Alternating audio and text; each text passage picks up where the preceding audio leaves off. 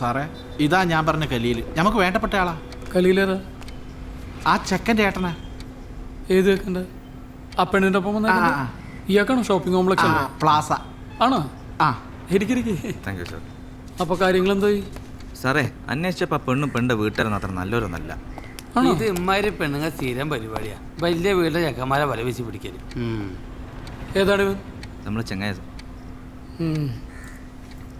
ഞാൻ ആ ചെറുക്കനെയും പെണ്ണിനെയും അത്യാവശ്യം പേടിപ്പിച്ച് വെച്ചിട്ടുണ്ട്. ഇനിയെല്ലാം നിങ്ങളെ മിടുക്ക് പോലെ ഇരിക്കും. അത് മതി സാറേ അതൊന്ന് സഹായിക്കാൻ നമ്മളെ. ആ അതൊക്കെ നമുക്ക് ശരിയാക്കാം. ഇവിടെ ഇവർ ആ ചെറുക്കൻ്റെ അടുത്തേക്ക് കൊണ്ടു.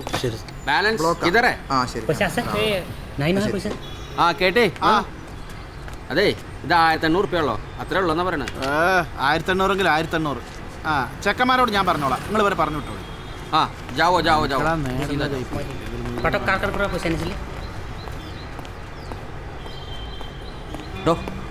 തനിക്ക് ഈ മൂന്നാംകിട പരിപാടിയൊക്കെ നിർത്തിക്കൂടെ? അത് വിട് സാറേ, ഞാൻ CA കണ്ട വിധം കാര്യങ്ങളൊക്കെ നോക്കിയിട്ടുണ്ട്. പിന്നെ നിങ്ങളുടെ എല്ലാ കാര്യം ഞാൻ ഒറ്റയ്ക്ക് ഒരാൾ ശ്രമിച്ചുകൊണ്ടൊന്നും കാര്യമില്ല. അവന്മാർ ആഞ്ഞ് ശ്രമിക്കുന്നുണ്ട് തന്നെ കൊടുക്കാൻ. ചെന്ന ചെറു കാര്യം പറയും ചെല്ലുന്നു.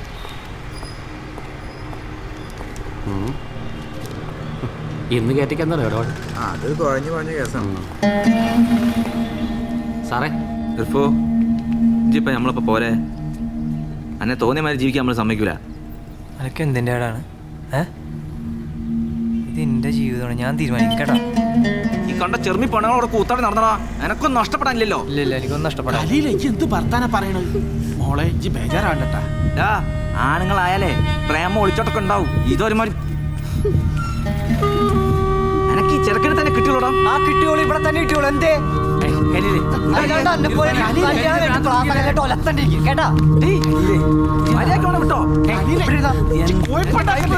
ഞാൻ വേറെ കൊണ്ടത്തേടി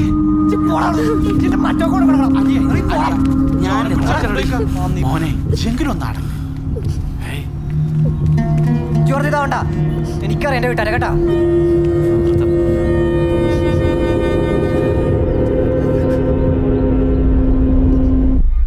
ചെക്കൻ കുഴപ്പമുണ്ടാക്കുമോ? അവൻ കയറി കുറ്റം വയ്ക്കില്ല എന്ന് പറഞ്ഞാൽ കാര്യങ്ങളാകെ കുഴഞ്ഞു പറയും. അതൊന്നും കുഴപ്പമില്ല. താൻ ആദ്യം കേസ് ചാർജ് ചെയ്ത് ആ ചെറുക്കൻ്റെ മൊഴി രേഖപ്പെടുത്താൻ നോക്ക്.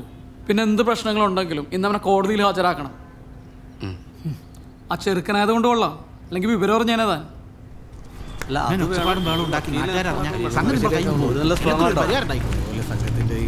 ചോദിക്കാനും പറയാനും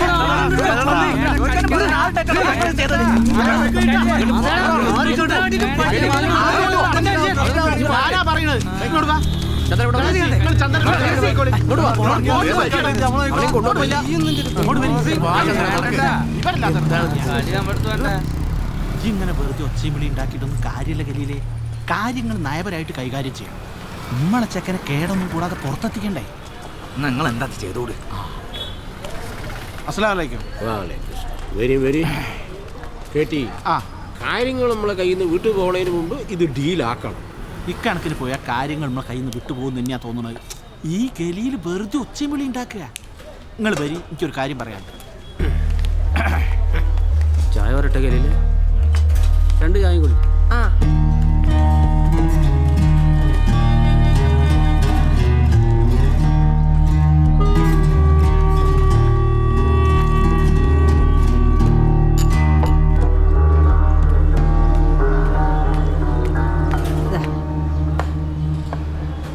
നല്ല കലിയിലേ, നിങ്ങളൊക്കെ ഇവിടെ ഉണ്ടായിട്ട് എങ്ങനെ വരുന്നത് ഇങ്ങനെ എടുത്ത്?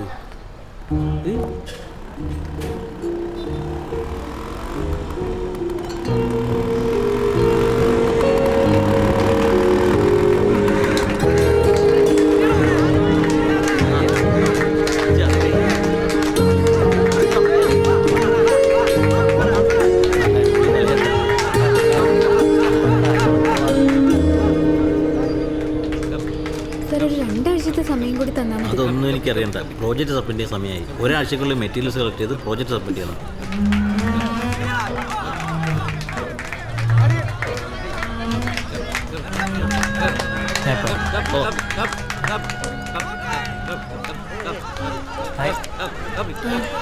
എന്താ ഇവിടെ പഠിക്കണ്ട? അല്ല, ഞാനിവിടെ ബഷീർ സാറിനെ കാണാൻ വന്നതാ. ഒരു പ്രൊജക്റ്റ് സബ്മിറ്റ് ചെയ്യാനുണ്ട്. പ്രൊജക്റ്റാ? പൊന്നാനി അങ്ങാടിയും പള്ളിയും സംബന്ധിച്ചുള്ള ഒരു പ്രൊജക്റ്റ്. ആ എൻ്റെ പേര് അവിടെ തന്നെയാണ്. നമുക്ക് ചെയ്താലോ പ്രൊജക്റ്റ്? ഇർഫാൻ എൻ്റെ കൂടെ നിൽക്കാൻ കഴിയുമോ ഒരാഴ്ചത്തേക്ക്? അതിനെന്താ, ഞാൻ ഒരാഴ്ച ഫ്രീ ആണ്. എനിക്ക് പ്രത്യേകിച്ച് പണിയൊന്നുമില്ല, ഞാൻ വരാം. ഈ സാറിനെ കണ്ട രാവിലെ വലിയ വലിയ വിളക്കെടുത്ത് ഞാൻ ഷൂട്ട് ചെയ്തിട്ട് വരാം. ഈ അങ്ങാടിക്ക് വന്നാ എനക്കെന്താടാ ചെറുമിപ്പണ്ണായിട്ട് മനുഷ്യൻ അന്തസ്സായിട്ട് നടക്കാൻ പറ്റാണ്ടായിക്കണ്. ഇജ്ജി ഈ കുടുംബത്തിന് സാമ്പത്തിക ഇഷ്ടം ഉണ്ടാക്കിയിട്ടുള്ളൂ. ഇനി കുടുംബത്തിന്റെ മാനം കൂടി കളയാൻ എൻ്റെ പുറപ്പാട്. ഓൻക്കെന്താ ഉണ്ടാക്കി വെച്ച് തിന്നണം പോണോ? കലീലേ ജിമുണ്ടല്ലേ? ഇർഫോ, ഈ കലീൽ പറയുന്നതിൽ എന്തെങ്കിലും കാര്യണ്ടാ? അനക്ക് ഓളായിട്ട് എന്താ ബന്ധം? ഒന്നുമില്ല അമ്മ, ഞാൻ കാരണം അവളുടെ ഒരു പ്രോജക്റ്റ് മുടങ്ങിപ്പോയി. അത് തീർത്തു കൊടുക്കാൻ വേണ്ടി അവളുടെ കൂടെ ഒന്ന് പോയി സഹായിച്ചു കൊടുത്ത്. അല്ലാണ്ട് ഓ ഈ വലിയ പരസായി അല്ലടാ, അന്റെ കെട്ടും മട്ടും കണ്ടില്ലല്ലടാ പല തറവാടുന്ന് സഹായം കിട്ടിയേ. ജേ പാസാക്കലിന്റെ അഞ്ചനായിട്ടാ. എന്നാ പ്ലാസാക്കല്ല് ഒരു കാര്യം കേട്ടോളി, എനിക്കോളെ ഇഷ്ടമാണ്. ഞാൻ ഓളെ തന്നെ എനിക്ക് ആഴിക്കോളൂ കേട്ടാ.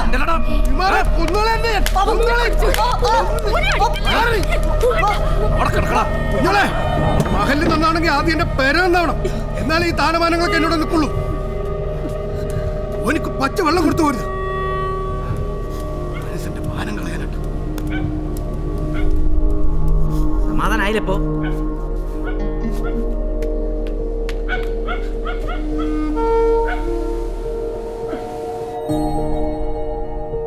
ആദ്യം ഇർഫാൻ പറഞ്ഞപ്പോ തോന്നിയത് ഓൻ്റെ രസത്തിന് പറഞ്ഞാന്നാ. പക്ഷെ ഒരാഴ്ചത്തെ ഞങ്ങളുടെ യാത്രക്കിടെ എനിക്ക് മനസ്സിലായിരുന്നു ഇർഫാൻ മറ്റുള്ളവരെ പോലെ അല്ലാന്ന്. അതുകൊണ്ട് തന്നെയാ ജാതിയും മതവും ഒന്നും നോക്കാതെ ഓൻ്റെ കൂടെ പോവാൻ തീരുമാനിച്ചു. പക്ഷെ ഇപ്പൊ കാര്യങ്ങളൊക്കെ ഞങ്ങളുടെ കയ്യിൽ നിന്ന് പോണ പോലെ. ആ നിങ്ങൾ ടെൻഷൻ ആവാതെ, ഞാനൊരു കാര്യം പറയാം. ഇർഫാൻ ഇപ്പോൾ തൽക്കാലം വീട്ടുകാരോടൊപ്പം പോകും. അനന്തയെ നമുക്ക് സേഫ് സ്ഥലത്തേക്ക് മാറ്റാം. എന്നിട്ട് കോടതിയിൽ നിന്ന് നമുക്ക് അനുകൂലമായൊരു വിധി മേടിക്കാം. ശരി. എന്നെ കൊണ്ട് കുറ്റാറ്റെടുക്കാൻ കഴിയൂല സാറേ. ഞാനൊന്നും അറിഞ്ഞുകൊണ്ട് ചെയ്തതല്ല. നിങ്ങളെല്ലാരും കൂടെ എന്നെ കൊണ്ട് നിർബന്ധിച്ച് സമയിപ്പിക്കുകയാണെങ്കിൽ ഞാൻ മൈസൂരിന്റെ മുന്നിൽ ഞാൻ പറയുന്നു പറഞ്ഞില്ല സാർ. ഇതുവരെ നീ കണ്ട പോലീസിനല്ല ഷിഹാബെ നീ കാണാൻ പോകുന്നു.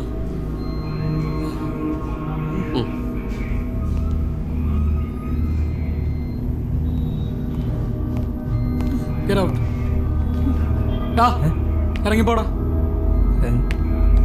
ഇറങ്ങിപ്പോടാ.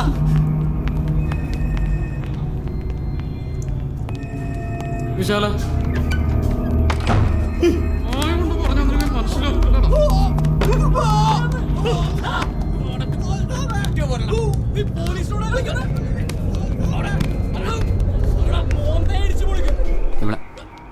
ഇവിടെ മതം മാറ്റും.